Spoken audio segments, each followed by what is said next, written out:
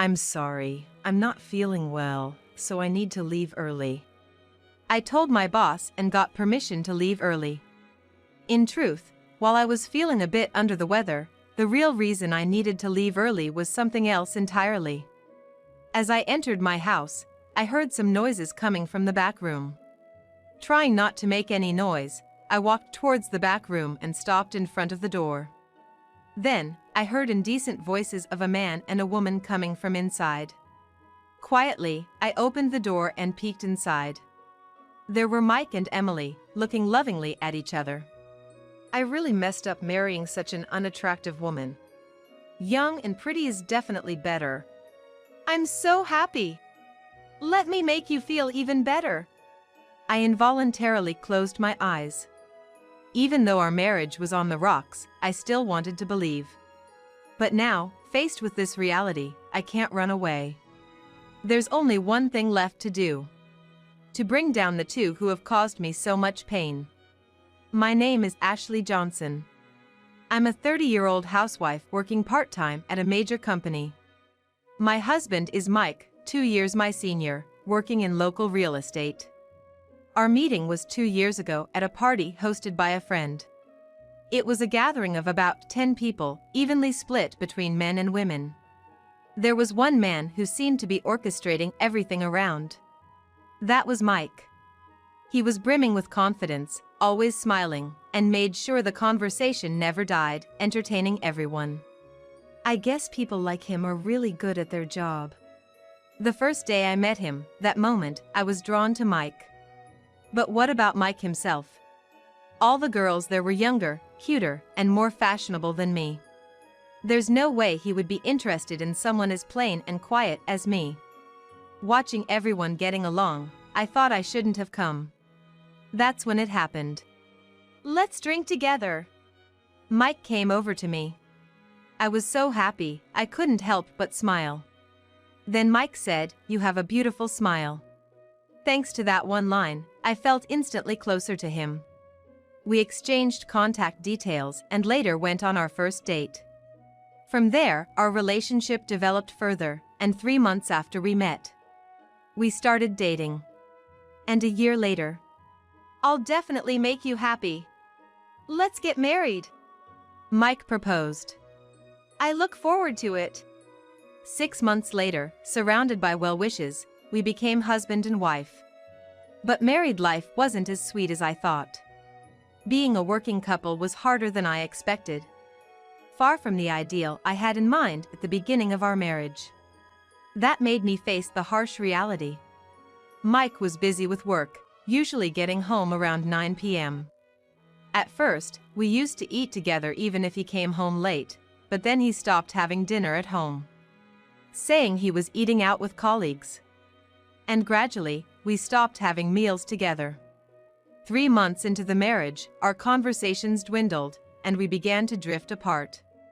One day, returning from my part-time job, I saw Mike's shoes at the entrance. Huh? He's back already? Mike wasn't in the living room, but I found him asleep in the bedroom. Mike? What's up?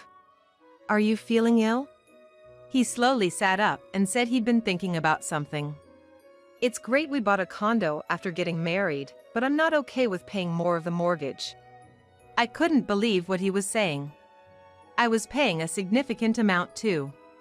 Don't compare us, Mike. I'm contributing too, you know that, right? Mike paused, then said, "It's not enough. You should contribute more." How can you say that? 80% of my part-time income goes to the mortgage. What more do you expect? That's where I have an idea, Mike said. He then suggested something utterly selfish. Increase your part-time hours. What? Work more hours, earn more. You said you wanted to work more, right? Being cooped up at home all day is depressing. More hours, less discontent. Plus, it'll help us pay off the mortgage faster. Wait a minute. Sure, more hours might ease things, but my body can't handle it. I was already overwhelmed with household chores, let alone increasing my work hours. But Mike just insisted it would be fine. So, I suggested he help with the chores. What? Are you kidding me? I work from dawn till late at night. And now you want me to do chores too? I'm not asking for everything. Just help with things like taking out the trash or cleaning the bathroom. Hearing this, Mike's expression hardened and he lashed out. Don't get carried away because I'm being lenient. Why should the man of the house do chores? That's a housewife's job, something you should be doing anyway.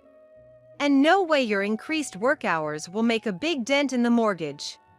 What can someone earning peanuts say? Talk about that after you earn like I do. You just need to listen to what I say. Got it? I was so shocked by Mike's words, showing he only thought of himself, that I couldn't even argue back. I just listened. After that day, my relationship with Mike deteriorated even further. Every day, he pressured me to work longer hours. If I refused, I'd face his terrible verbal abuse.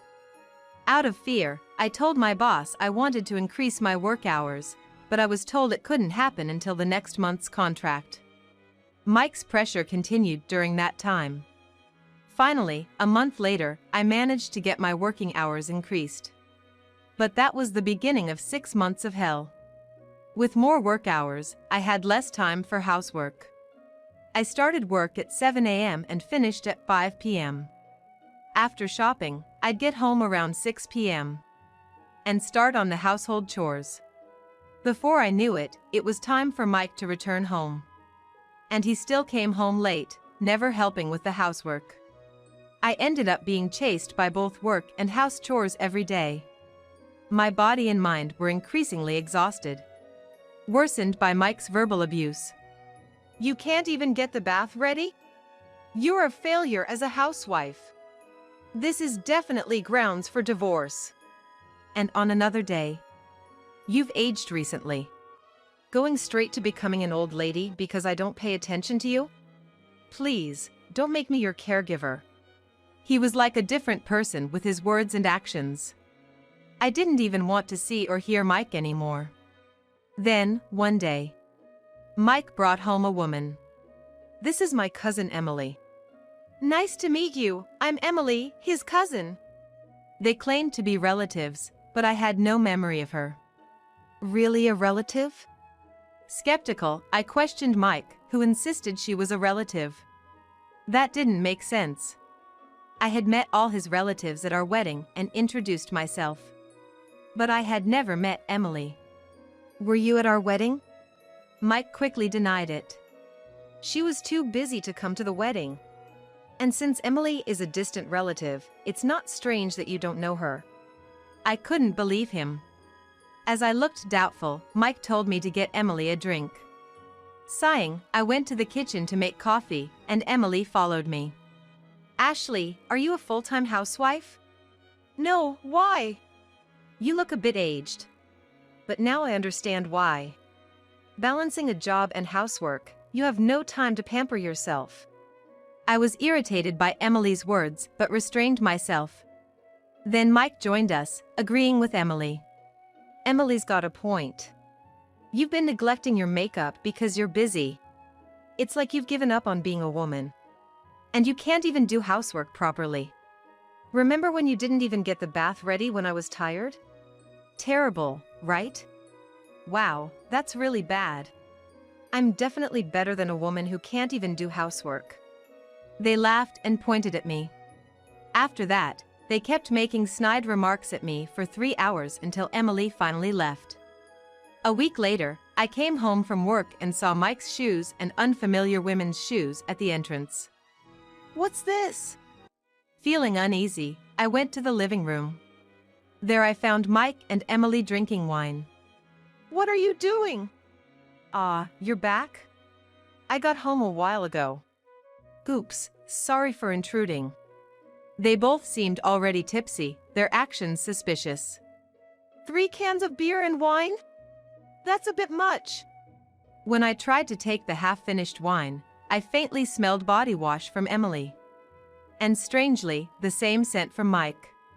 I recognized that scent. It was the scent of the body wash I use. Why would they both smell the same? Then I noticed something different about Mike. Ah, you're wearing different clothes. I realized the odd feeling I had earlier. Mike was wearing clothes he usually saved for dates. That meant something. At that moment, my suspicions turned into certainty. That night, Emily stayed until 2 a.m. I was at their beck and call the whole time, cooking, running out to buy more drinks, and not even getting a chance to bathe. Hey, wake up. You'll catch a cold. Let's go to bed. I got the drunken Mike up and took him to bed. 3 weeks passed, and Emily was nowhere to be seen, but one thing had changed. My body wash was running out much faster. This intensified my doubts and left me restless. I had been thinking about something all this time. And then the day came. I'm sorry. I feel unwell and need to leave early. I told my boss and got permission to leave early. I wasn't feeling great, but more importantly, I had to leave early today. When I opened the front door and entered, I heard noises from the back room. I quietly approached and stopped in front of the door. Inside, I heard indistinct voices of a man and a woman. I softly opened the door and peeked inside. There were Mike and Emily, looking affectionately at each other. Marrying that ugly woman was a huge mistake. Young and cute is definitely better. I'm so glad! Let me make you feel even better. I had to close my eyes. Even though our marriage was falling apart, I still had a sliver of hope. But now, I couldn't run from the reality in front of me. I had to do something. To bring down the two who caused me so much pain. I took out my phone from my bag and started recording them. About 10 minutes passed. That's enough. I had enough evidence. Resolved, I burst open the door. Ah! Ashley! Why are you here? The two were in a state of panic at my sudden appearance.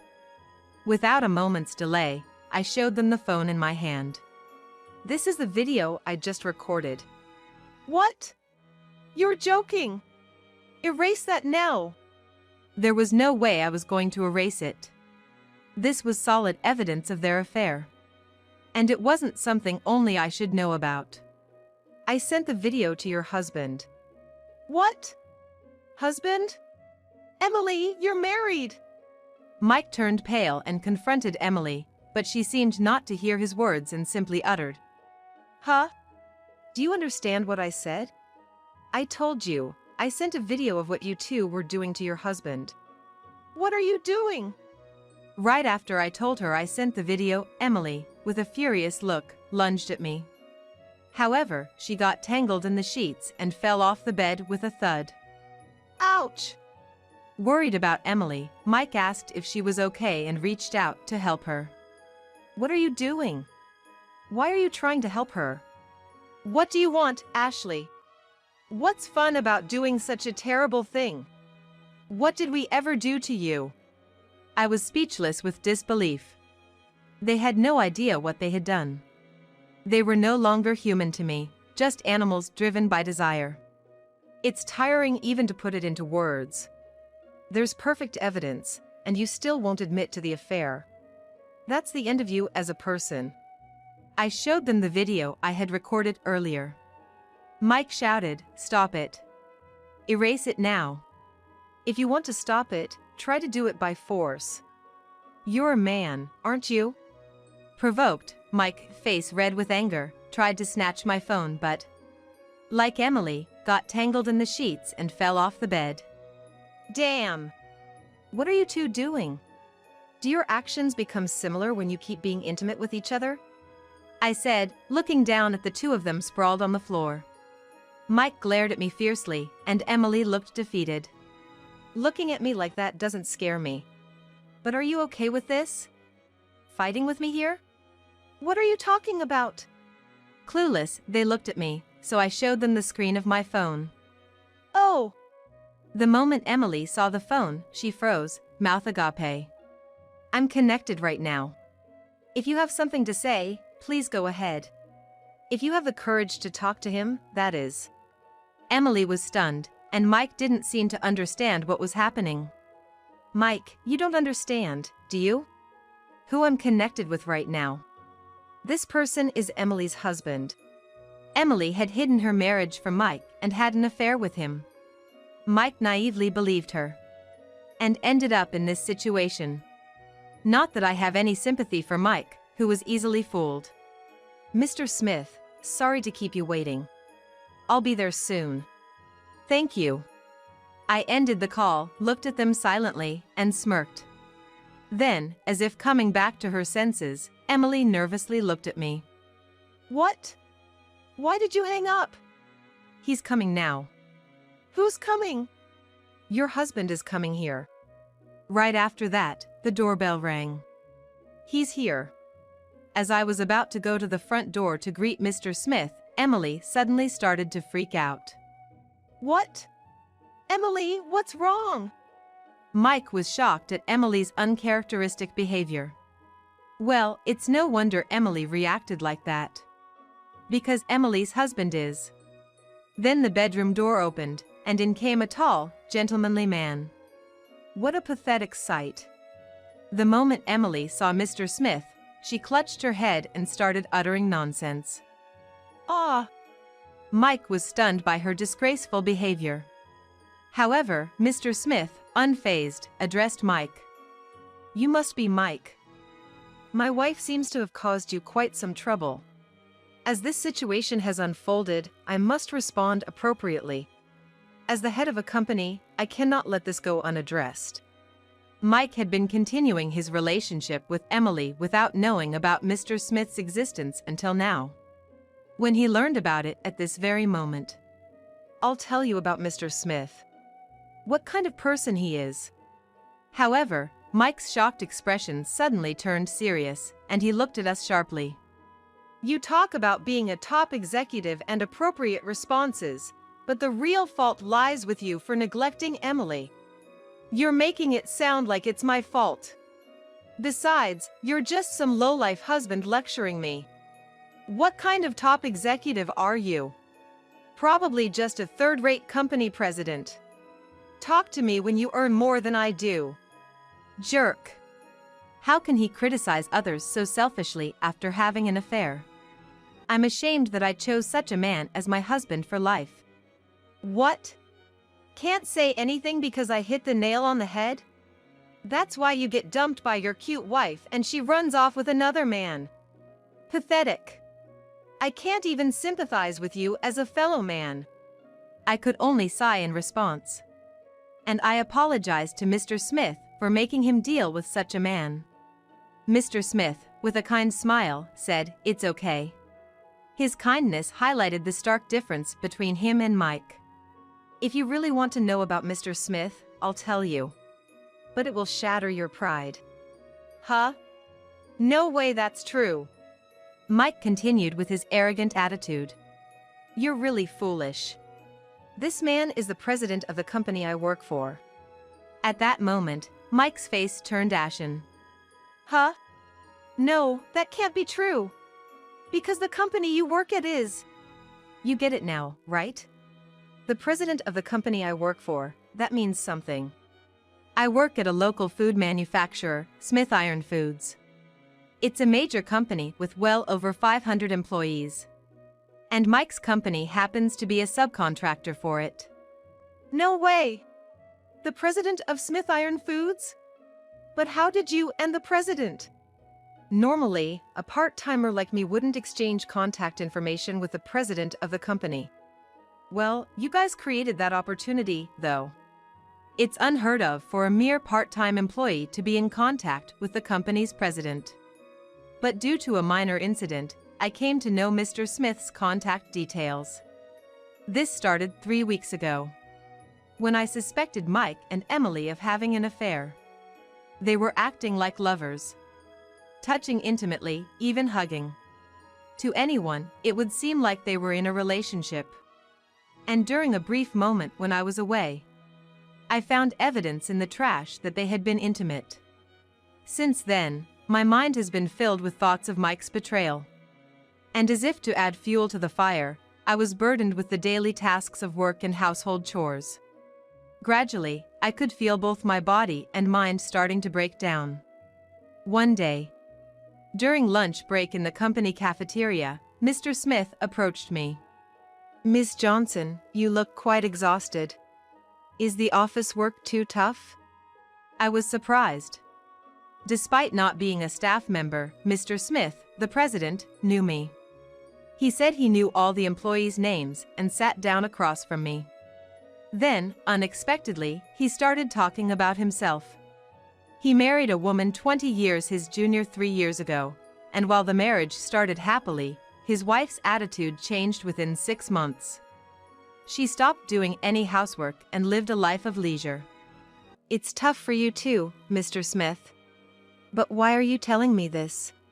I felt you might be going through something similar. Marriage is truly challenging. Unlike your situation, the reason for my marital issues is entirely my fault. I spoiled my wife too much, a classic case of being blinded by love." Mr. Smith looked a bit sad as he said this. But something else caught my attention. "What's your wife like, Mr. Smith?" Without saying anything, he took out his phone and showed me a photo of his wife. "Is this really your wife?"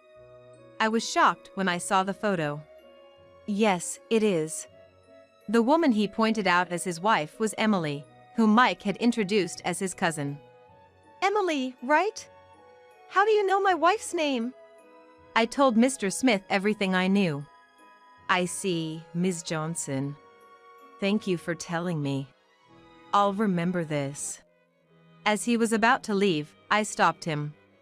"I also have something I want to talk to you about," I said to Mr. Smith.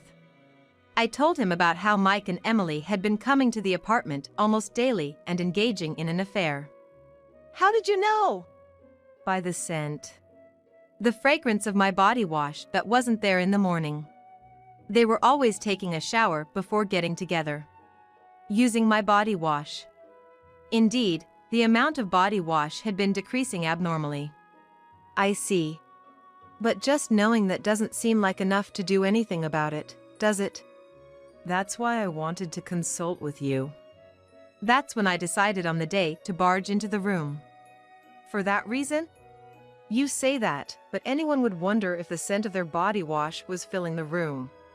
If you're going to cheat, you should have been more careful about your surroundings." Mike slumped his shoulders in defeat, and behind him, Emily, who had screamed herself hoarse, was staring blankly at the ceiling. Suddenly, Mike started muttering to himself. "Step back a bit." "Eh?" Right after that. "Are you kidding me?" He came at me with a demonic look. But the next moment, Mike was suspended in the air and then fell to the floor. "Ugh! I've been learning Taekwondo, just in case something happened. Never thought it would come in handy here." Mr. Smith then sternly addressed Mike, who was lying on the floor. "I will be reporting this matter to the president of your company. Knowing him, he will impose a severe penalty. Be prepared for that. And for me too. This is a divorce paper. I've already filled in my name, so I need you to write yours now. And because you spent all our savings on that woman, there will be no division of assets. As for alimony, you can look forward to a call from my lawyer soon."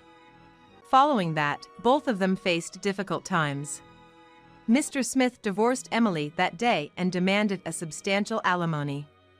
Emily, who had never worked before, now lives in a shabby apartment, working night shifts and allocating 90% of her earnings to pay the alimony. As for Mike, he signed the divorce papers on the spot and filed them immediately, finalizing the divorce.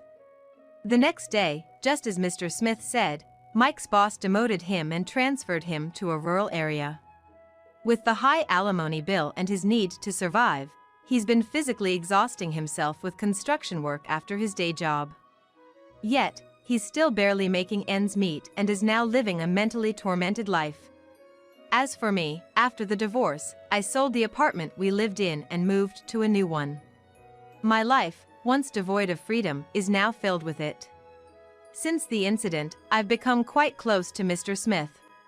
I'm not ready to seek new relationships just after my divorce, but I hope to meet someone wonderful in the future. Of course, for now, my work and personal life are my top priorities.